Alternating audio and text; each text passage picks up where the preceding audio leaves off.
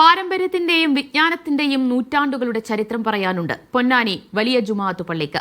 വിശ്വവിഖ്യാത പണ്ഡിതനായ സൈനുദ്ദീൻ മഖ്ദൂം ഒന്നാമൻ 1510 ഈ പള്ളി സ്ഥാപിച്ചത്. കേരളത്തിൽ ആദ്യം ദർസ് സമ്പ്രദായത്തിന് തുടക്കം കുറിച്ചതും ഇവിടെയാണ്.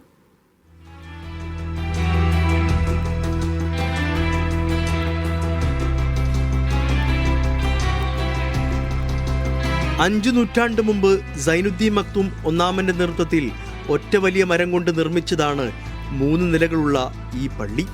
അകത്തെ പള്ളിയിൽ നിന്ന് ദൈർഘ്യമുള്ള കോണി കയറിയാൽ വിശാലമായ 1-ാം നില, പൂർണ്ണമായും പുറത്തേക്ക് തള്ളിയ പൂമുഖ മാളികക്കൂട്, തുടർന്ന് 2-ാം നിലയും അരത്തട്ടും.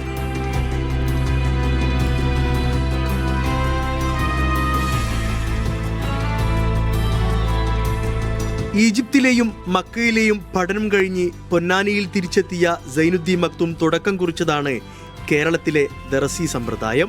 19-ാം നൂറ്റാണ്ടിൽ 400-ലധികം വിദ്യാർത്ഥികൾ വിവിധ രാജ്യങ്ങളിൽ നിന്ന്, ഇന്തോനേഷ്യയിൽ നിന്ന്, സുമാത്രയിൽ നിന്ന്, അതുപോലെ മലേഷ്യയിൽ നിന്നൊക്കെയുള്ള വിവിധ രാജ്യങ്ങളിൽ നിന്ന് ഇവിടേക്ക് അറിവ് നുകരാൻ വേണ്ടി ആളുകൾ വന്നിട്ടുള്ളതായി ചരിത്രങ്ങളിൽ നമുക്ക് കാണാൻ സാധിക്കും.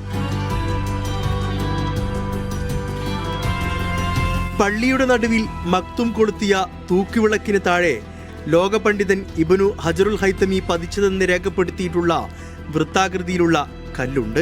ഇതിന് ചുറ്റുമിരുന്ന് മഖ്ദൂമിയൻ സിലബസ് അനുസരിച്ച് ഓതിപ്പടിച്ച പണ്ഡിതരാണ് കേരളത്തിലാകെ ദർസ് സമ്പ്രദായം വ്യാപിപ്പിച്ചത്. വിളക്കത്തിരുത്തി പഠിച്ച ഇവരെ വിളിച്ചിരുന്ന പേരാണ് മുസ്ലിയാക്കന്മാർ.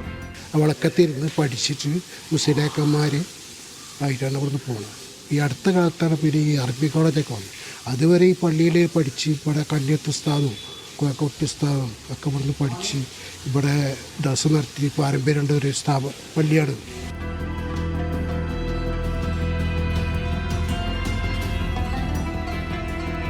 കേരളത്തിൻ്റെ മക്ക എന്നറിയപ്പെടുന്ന സ്ഥലമാണ് പൊന്നാനി. ലോകത്തിൻ്റെ വിവിധ ഭാഗങ്ങളിൽ നിന്ന് നൂറുകണക്കിന് ആളുകൾ വിജ്ഞാനം തേടി ഈ പള്ളിയിലെത്തിയിട്ടുണ്ട്. പൊന്നാനി മഖ്ദൂം ഒന്നാമൻ തുടക്കം കുറിച്ച ഈ വിജ്ഞാന സഭയ്ക്ക് ഇന്നും മുടക്കം കൂടാതെ ഈ നാട്ടുകാർ സംരക്ഷണം നൽകുന്നു. ചിത്തുവട്ടത്തിനൊപ്പം യൂനുസ് അഹമ്മദ്, മീഡിയ 1, മലപ്പുറം.